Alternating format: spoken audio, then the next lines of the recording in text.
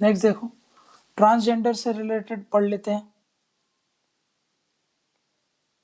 Transgender से related देखो, transgender से रिलेटेड एक बहुत फेमस जजमेंट है जिसको बोलते हैं नालसा जजमेंट, ठीक है ना। नालसा जजमेंट में सुप्रीम कोर्ट ने कुछ बोला था। क्या बोला था देखो, नालसा जजमेंट, नालसा जजमेंट ये याद रखना, ट्रांसजेंडर से रिलेटेड है ये, ठीक है ना।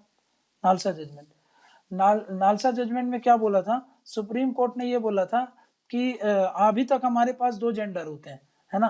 तो आप एक थर्ड जेंडर की कैटेगरी को आप इनकॉर्पोरेट करो, ऐसा बोला था गवर्नमेंट, है ना। There has to be a third category, है ना, ये सुप्रीम कोर्ट ने बोला है, थर्ड जेंडर की बात की थी,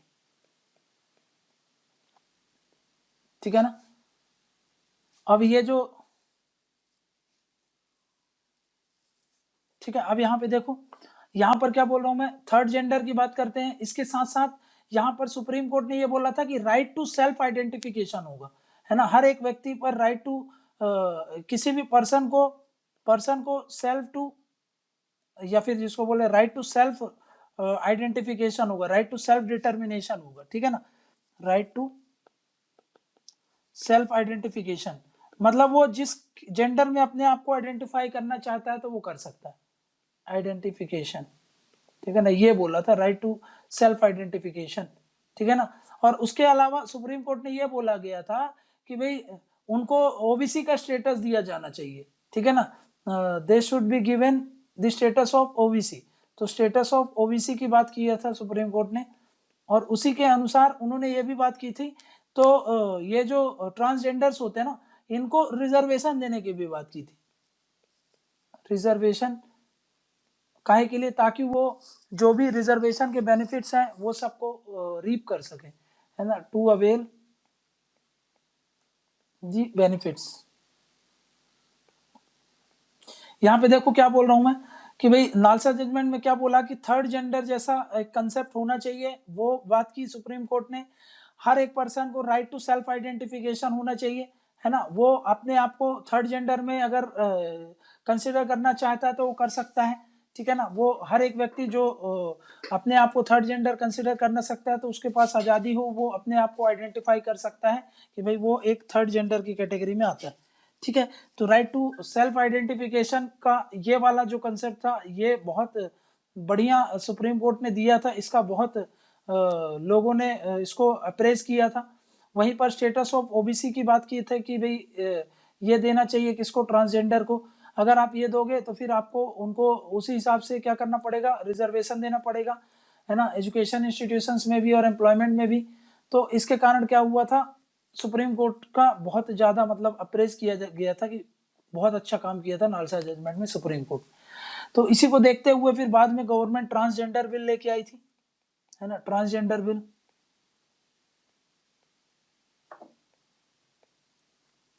ठीक, लेकिन इस ट्रांसजेंडर बिल का बहुत ज्यादा क्रिटिसिज्म होता है।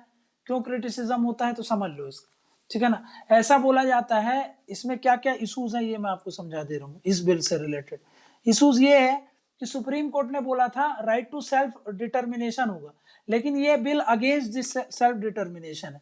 कैसे, अभी मैं बताता हूँ। बिल ये कैसा है, अगेंस्ट है सेल्फ डिटर्मिनेशन।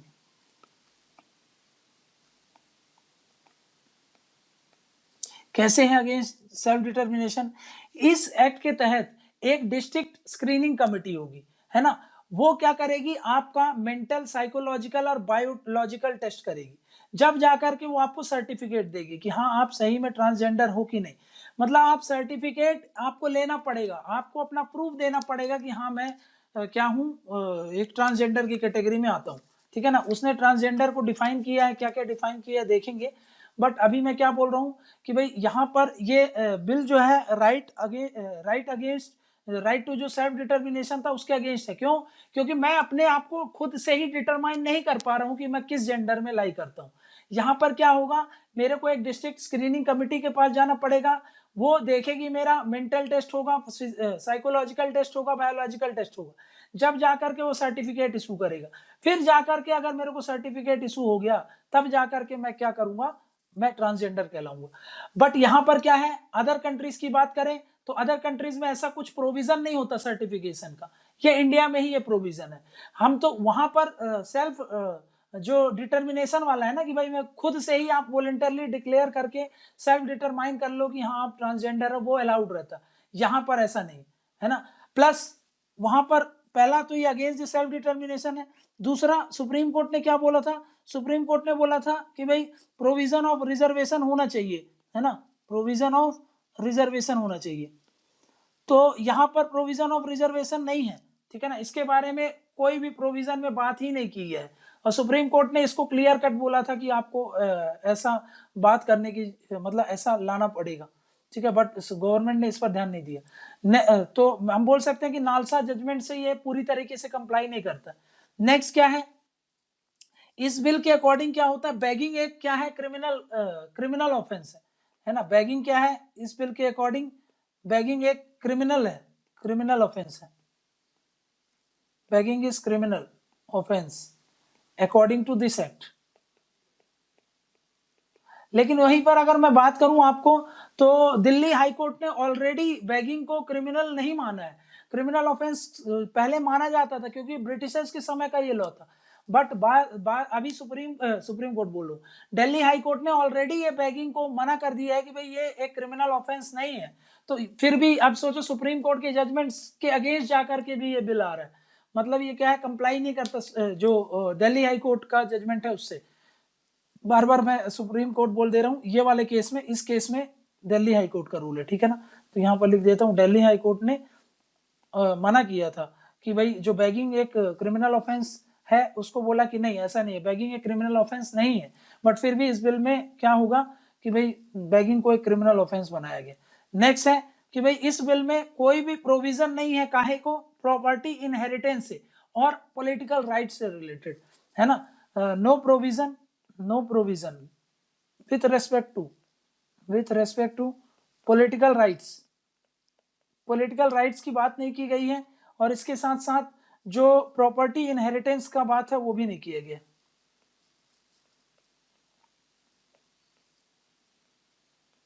ठीक है, तो ये वाला जो था ना, ये इसीलिए इसका क्रिटिसिज्म होता है।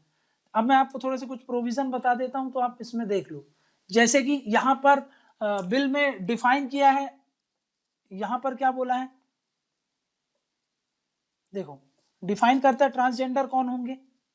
ट्रांसजेंडर को ये बोलता है कि भाई वो व्यक्ति जो ना मतलब नीदर होली मेल है नॉर फीमेल, मतलब पूरी तरीके से जो मेल भी नहीं है, पूरी तरीके से जो फीमेल भी नहीं है, उनको ट्रांसजेंडर माना गया है। जो कॉम्बिनेशन है मेल और फीमेल का उसको भी ट्रांसजेंडर माना गया है। जो ना तो फीमेल है ना तो मेल है उनको भी ट्रांसजेंडर माना गया। मतलब बहुत वाइड डेफिनेशन है इसकी, है ना। ट्रांसजेंडर इसमें ऐसा लिखा है, it defines transgender person as one who is neither or wholly male, ठीक है ना, neither wholly male nor female। फिर बोल रहा है कॉम्बिनेशन ऑफ फीमेल और मेल, फिर बोलता है नीदर फीमेल नॉर मेल, ऐसे करके, ठीक है। तो ट्रांसजेंडर की क्लियर कट की इसने डेफिनेशन बताई है। सर्टिफिकेट आइडेंटिटी किया जाएगा, मैंने आपको बता दिया। डिस्ट्रिक्ट मजिस्ट्रेट की कमेटी बनती है एक डिस्ट्रिक्ट मजिस्ट्रेट की अध्यक्षता में, ठीक है। गवर्नमेंट को बोला गया कि government will take measure to ensure inclusion of genders, इसकी बात की है ताकि उसको मेन स्ट्रीम सोसाइटी से जोड़ा जा सके, समझा क्या। फिर एक national council for transgender setup करने की बात किया जाएगा, जो कि क्या करेगी, देखो ये है गवर्नमेंट, है ना, ये गवर्नमेंट है। एक नेशनल काउंसिल फॉर ट्रांसजेंडर बनेगी जो क्या करेगी, गवर्नमेंट को एडवाइस करती रहेगी टाइम टू टाइम, काहे के लिए, for welfare measures with respect to transgenders, उनसे वेलफेयर मेजर्स लेने के लिए प्रोविजन बनाया गया, ठीक है ना। और इसके साथ साथ वही prohibition against discrimination of gender, जैसे prohibition against discrimination on the basis of sex वगैरह वाला जो बात था ना, तो उसकी बात करता है कि भाई the bill provides for prohibition against discrimination, जो डिस्क्रिमिनेशन होता है उसको प्रोहिबिट करने की बात करता है। डिस्क्रिमिनेशन किसका, जो ट्रांसजेंडर का डिस्क्रिमिनेशन होता है। तो वही पॉइंट आ गया कि the bill provides for prohibition against discrimination of genders, ये बात भी इस बिल में लिखी है, बट इशूज क्या है ये मैंने आपको बता ही दिया कि भाई इससे रिलेटेड ये इशूज चल रहे हैं। समझ में क्या? बोलो, हो गया? तो ये हो गया अपना ट्रांसजेंडर्स। ठीक है, ट्रांसजेंडर्स भी देख लिया। बिल में याद रखना है आपको ये सब चीजें।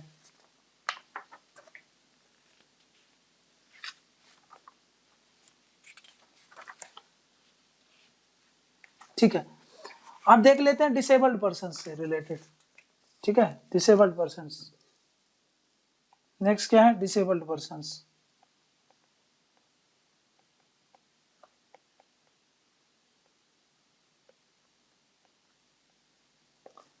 डिसेबल्ड पर्सन, अब डिसेबल्ड पर्सन में वही चीजें कि भाई थोड़ा सा स्टैटिस्टिक्स देखेंगे, फैक्ट्स एंड फिगर्स।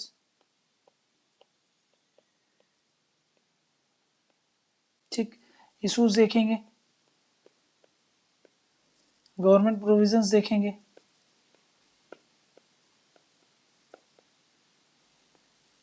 ठीक, ये सब देखेंगे। ठीक है, अब देखो सबसे पहले उठाते हैं क्या? स्टैटिस्टिक्स। स्टैटिस्टिक्स की बात कर लेते हैं। ओल्ड एज का कितना बताया था? 8.6। अब यहाँ पे देख लो, अकॉर्डिंग टू 2011 का सेंसस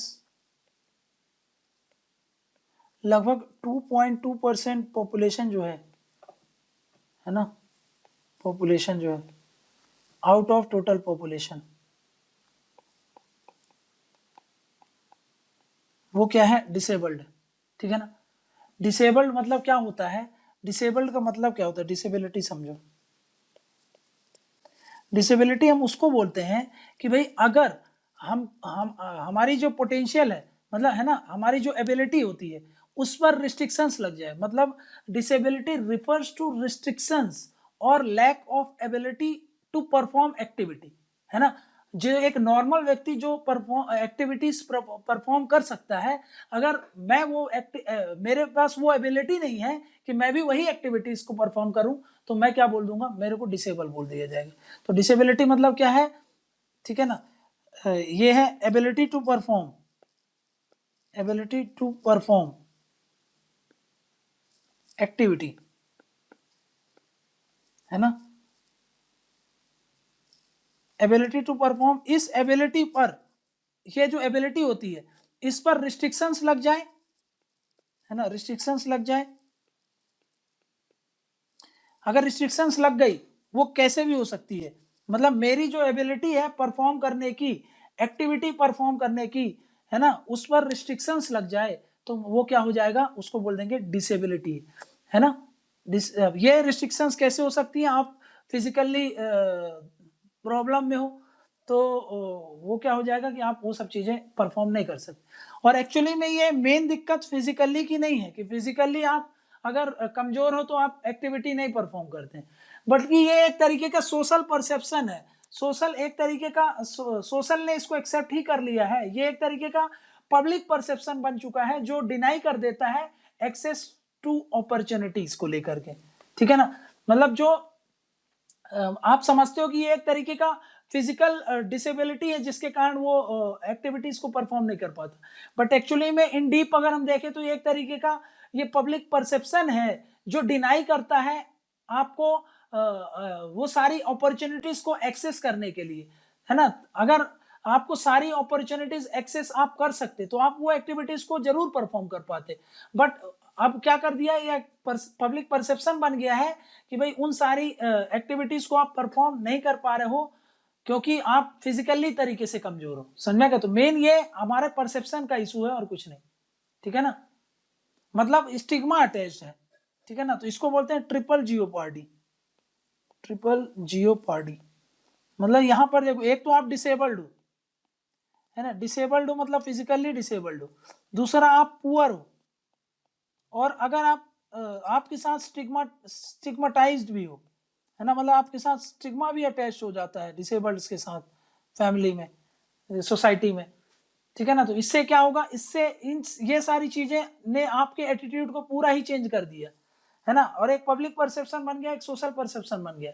आप वो चीजें कर लेते, बट ये परसेप्शन ऐसा बन गया है कि अब आप उन चीजों को नहीं कर पाओगे, तो आप सही में डिसेबल्ड हो जाओगे। यही है हमारे इंडिया में। वहीं पर वेस्ट में अगर देखें तो भाई फिजिकली अगर वो कमजोर है, फिर भी देखो वो सारे काम कर सकता है जो एक नॉर्मल इंसान कर सकता है।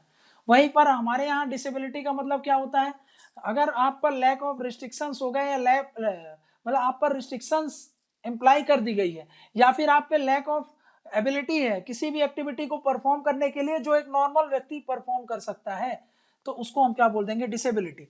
बट हमारे इंडिया में, वेस्ट में क्या होता है कि भाई फिजिकली अगर वो दिक्कत में है, बट फिर भी सोशल एनकरेजमेंट इतना होता है, सोशल परसेप्शन वैसा नहीं है, तो वो देखो जॉब भी करते हैं वो लोग, अच्छा खासा जॉब भी कर लेते हैं, है ना। उनके लिए मान लो कहीं भी ट्रेवल कर सकते हैं, पूरी इंफ्रास्ट्रक्चर वगैरह सब कुछ रहता है, तो फ्री मूवमेंट भी कर सकते हैं। तो ऐसा नहीं बोल सकते वो लोग मूवमेंट नहीं कर सकते, है ना। आजकल इतनी सारी टेक्नोलॉजी, इतना सब कुछ वो पूरे तरीके से यूटिलाइज करते हैं कि कहीं भी आ जा सकते हैं, तो मोबिलिटी रिस्ट्रिक्ट नहीं हो जाती। बट इंडिया में ऐसा नहीं, ठीक है ना। मतलब हमारे यहाँ जो इम्पेयरमेंट हो गया है उस व्यक्ति का, वो मोर काहे से रिलेटेड इम्पेयरमेंट है, वो जो स्टिग्मा अटैच हो चुका है, समझा, कि वो जो सोसाइटी का परसेप्शन बन गया, वो ज्यादा डिस्करेज करता है, समझा गया।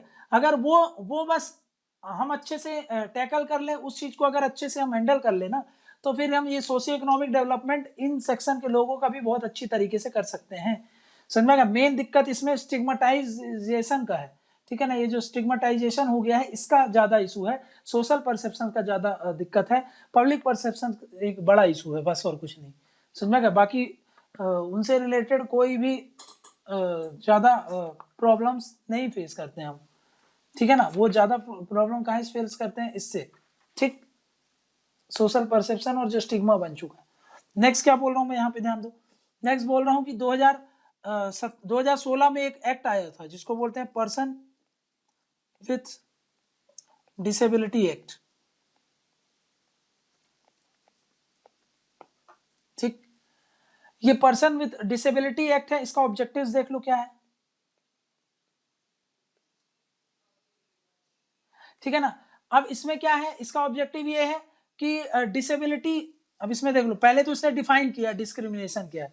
तो डिस्क्रिमिनेशन को क्या ये बोलता है, डिस्क्रिमिनेशन को बोलता है कि भाई एनी काइंड ऑफ डिस्टिंक्शन या फिर एक्सक्लूजन या फिर restrictions on the basis of disability, है ना। जो क्या करे, जो रोके किसी व्यक्ति को कुछ काम करने से, तो उसको ये बोलता है डिसेबिलिटी हो सकता है, ठीक है ना। मतलब आपको मैं पढ़ के सुना देता हूं क्या बोलता है। Discrimination is any distinction, exclusion, restriction on the basis of disability which impairs the exercise of providing social, political, cultural rights on equal basis। ये इसकी डेफिनेशन है ना। लेकिन याद रख लेना कि however discrimination is allowed कब, if proportionate means of achieving a legitimate aim। अगर ये है, मतलब अगर कोई लेजिटिमेट एम को अचीव करने के लिए अगर हम डिस्क्रिमिनेशन करते हैं और वो भी प्रोपोर्शनेटली डिस्क्रिमिनेट कर रहे हैं, तब उसको हम अलाउ कर देंगे। अन्यथा डिस्क्रिमिनेशन मतलब जो डिस्क्रिमिनेशन है उसको मना करके रखा है कि भाई इसको डिस्क्रिमिनेशन हमको बढ़ावा नहीं देना है with respect to disabled persons, समझ में क्या ना। ये बोलता है इस एक्ट में। प्रोविजन क्या है, प्रोविजन ये है, मेन प्रोविजन समझ लो जो आपके काम का है, डेफिनेशन वगैरह तो पता ही होनी चाहिए, बट प्रोविजन क्या है इसमें, तो ये बोलता है कि भाई 4% रिजर्वेशन दिया जाएगा गवर्नमेंट इंस्टीट्यूशन में और एजुकेशनल इंस्टीट्यूशन में। ये बहुत इंपॉर्टेंट है, ये याद रख लेना आप। 4% रिजर्वेशन का प्रोविजन है, रिजर्वेशन काहे में, गवर्नमेंट इंस्टीट्यूशंस और एजुकेशनल इंस्टीट्यूशंस। गवर्नमेंट इंस्टीट्यूशन मतलब ये गवर्नमेंट जॉब्स में बोल रहा है, एक जॉब्स में भी रिजर्वेशन की बात कर रहा है और किसमें बात कर रहा है, एजुकेशनल इंस्टीट्यूशन में, ठीक है। समझ में गया ना। इसने क्या कर दिया है, पहले डिसेबिलिटी किसको बोला जाता था, पहले डिसेबिलिटी लगभग 7 टाइप की डिसेबिलिटी को बताया था। डिसेबिलिटी को अब ये 21 टाइप की बताता है, ठीक है ना, मतलब इतने तरीके के डिसेबिलिटीज हैं, मतलब डायमेंशन बढ़ा दिया इसने डिसेबिलिटी का। तो डिसेबिलिटी को इंक्रीज कर दिया गया है, इंक्रीज टू 21 फ्रॉम 7, ठीक है ना। याद क्या रखना है, डिसेबिलिटी में पहले जो एक्ट था, पहले जो था वो लगभग 7 तरीके के डिसेबिलिटी थी। ये जो एक्ट आया था ये 2016 में आया था, ठीक है ना, 2016 में जब आया था तब। ये बाद में इसमें डिसेबिलिटी को इंक्रीज कर दिया गया है, कितना कर दिया गया, तो 21 टाइप की डिसेबिलिटी की बात करें। यहाँ पर बैरियर फ्री एक्सेस की बात करता है, ये प्रोवाइड कराया जाना चाहिए, मतलब फिजिकल इंफ्रास्ट्रक्चर ट्रांसपोर्ट सिस्टम को मतलब डिसेबल फ्रेंडली बनाओ, इसकी बात करता है। इसीलिए देखना रेलवे स्टेशन में आपको एस्केलेटर वगैरह ये सब देखने को मिलते हैं, क्यों, और वो भी वो वाले जहां पर आप व्हील चेयर वगैरह से लेके जा सको, ये सब चीजें, ये सब क्यों किया जा रहा है, जो भी पब्लिक प्लेसेस होती हैं उन पे, ताकि जो डिसेबल्ड पर्सन्स हैं वो उसको फ्रीली एक्सेस कर सके, इसलिए, समझ में क्या ना, मतलब यहाँ पर बैरियर फ्री एक्सेस की बात करता है ये, बैरियर फ्री एक्सेस, समझ में क्या। इसके लिए जो भी फिजिकल और ट्रांसपोर्ट इंफ्रास्ट्रक्चर उनके लिए बनाना पड़ेगा वो बनाना चाहिए, ऐसा ये बोलता है, ठीक है ना। तो physical infra and transport system, ठीक है, इसकी बात करता है ये, मतलब ये कैसा होना चाहिए, ये डिसेबल्ड फ्रेंडली होना चाहिए, इसकी बात कर रहा है, ठीक है। यहां पर एक प्रोविजन है जिसको बोलते हैं right of disabled women and children. देखो यहां पर स्पेशल प्रोविजन है, काहे के लिए, स्पेशल प्रोविजन फॉर जो डिसेबल्ड पर्सन है ना, डिसेबल्ड वुमेन है और डिसेबल्ड चिल्ड्रन है, डिसेबल्ड वुमेन और डिसेबल्ड चिल्ड्रन है ना, उनके लिए स्पेशल प्रोविजन बनाया गया है, और उनको राइट बोला गया कि आप उनको स्पेशल राइट भी दिया गया है ना, इनको इनको स्पेशल राइट्स दिए गए,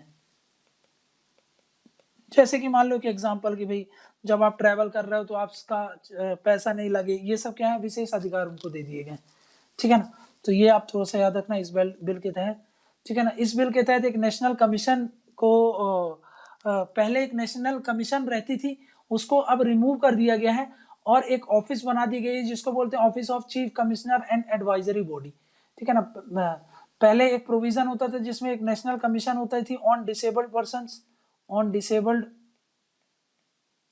इनके लिए एक नेशनल कमीशन होती थी, इसको अब रिमूव कर दिया गया है, और एक चीफ कमिश्नर एडवाइजरी बना दी गई, उनका एक ऑफिस है जिसको बोलते हैं office of chief commissioner and advisory body, इसको मतलब इसको खत्म करके यहां पर इसको एग्जिस्टेंस में ला दिया गया, ठीक है ना। प्लस इसमें एक प्रोविजन ये है कि एक नेशनल लेवल का फंड बनेगा, national fund and state fund,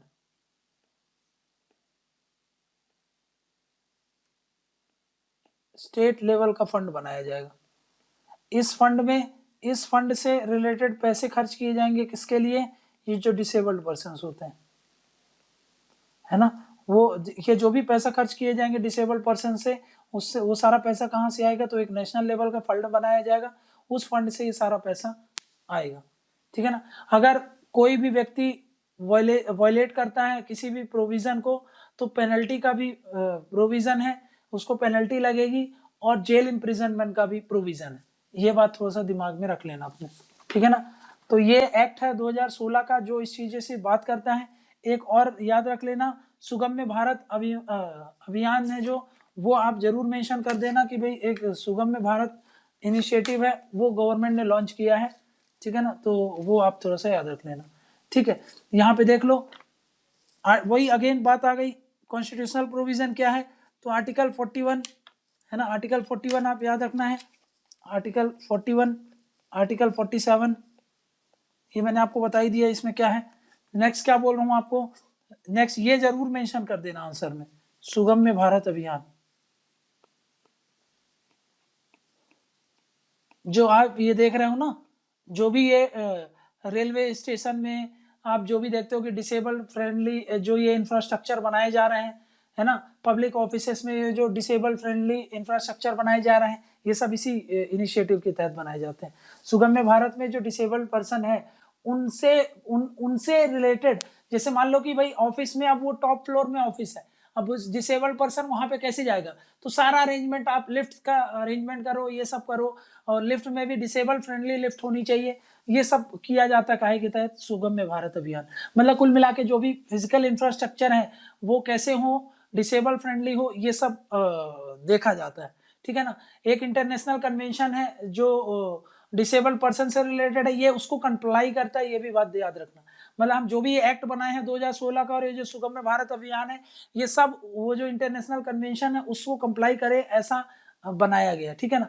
उसी से रिलेटेड जो सुगम्य पुस्तकालय है वो भी बनाया गया है। सुगम्य पुस्तकालय मतलब क्या है कि भाई अब जो आप तो पढ़ लेते हो सारी बुक्स, लेकिन ये जो मान लो डिसेबल्ड पर्सन है, जैसे कि मान लो ब्लाइंड पर्सन है, हाँ वो कैसे पढ़ेगा, तो उसके लिए पूरा जो ब्रेल लिपि वाला सिस्टम होता है वो अरेंज करके दो उनको, जो भी आपको उनके लिए बुक अवेल करवाओ, ये सब सुगम्य पुस्तकालय के तहत ये किया जाता है। उसको एक ऑनलाइन प्लेटफॉर्म में आप जा करके ये सारी चीजें देख सकते हो, समझ सकते हो, वहां पर सब कुछ आपको जो भी ये ब्लाइंड पर्सन होते हैं, है ना, उनको उनके लिए एक्सेसिबिलिटी हो जाए बुक्स की, इसको इंश्योर कराना, ठीक।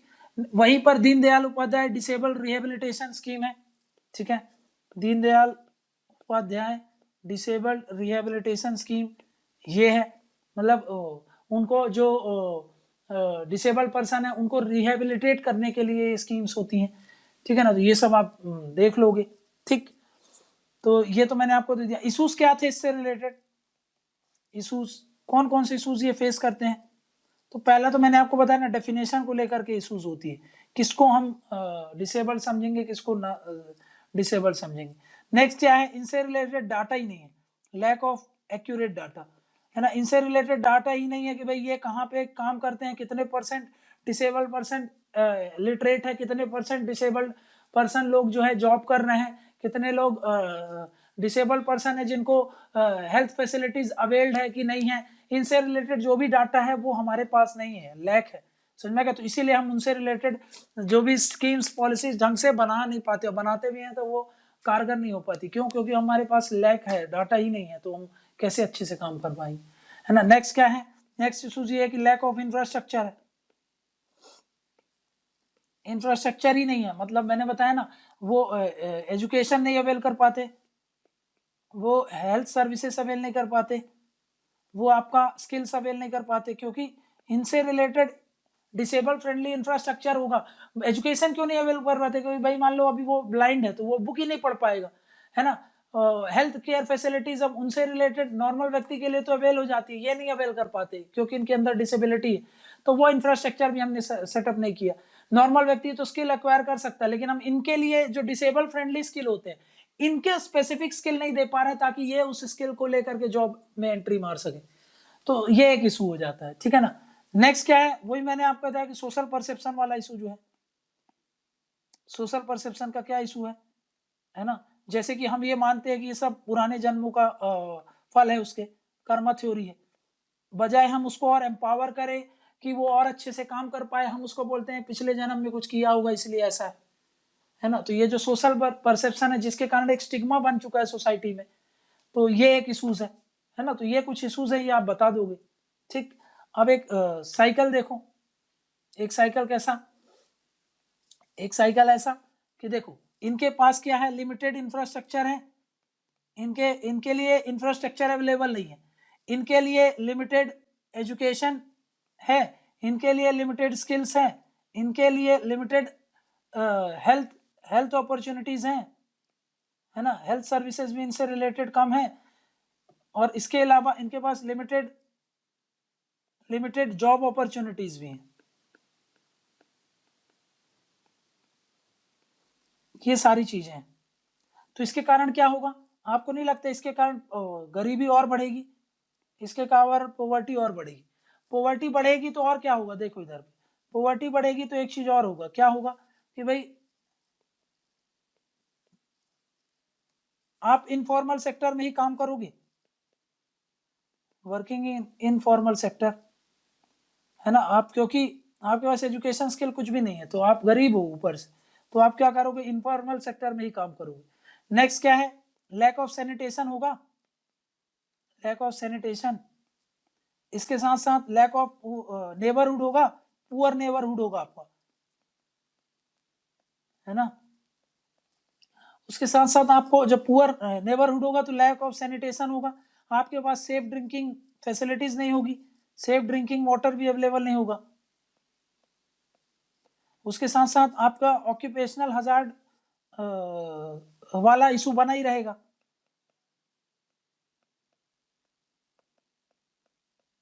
इन सब चीजों के कारण और आपकी डिसेबिलिटी बढ़ेगी, है ना, आप और डिसेबल्ड होगे, और उसके कारण और फिर ये साइकिल आ गई कि फिर डिसेबल्ड है तो आपके पास इंफ्रास्ट्रक्चर नहीं रहेगा, एजुकेशन नहीं रहेगा, स्किल नहीं रहेगा, तो फिर गरीब रहोगे, गरीब रहोगे तो आपका जो पूरा सोसाइटी होगी वो भी उसी सोसाइटी में आप रहोगे, उसके साथ साथ आपको वो सारी फैसिलिटीज वगैरह कुछ भी नहीं मिलेगी, तो और आप एक साइकिल में ट्रैप हो गए, है ना, और आपकी कंडीशन और वर्सन होती जाएगी। ठीक है, तो ये थोड़ा सा याद रखना। और एक चीज और याद कर लेना कि ये एक्ट जरूर पढ़ लेना 2016 वाला, इधर उधर से जहां से भी आपको पढ़ना। ठीक है, तो ये लगभग लगभग सारा जो सोशल एम्पावरमेंट जिन जिन का होना चाहिए था वो हमने देख लिया है। अब जो भी होगा अपन नेक्स्ट देखेंगे।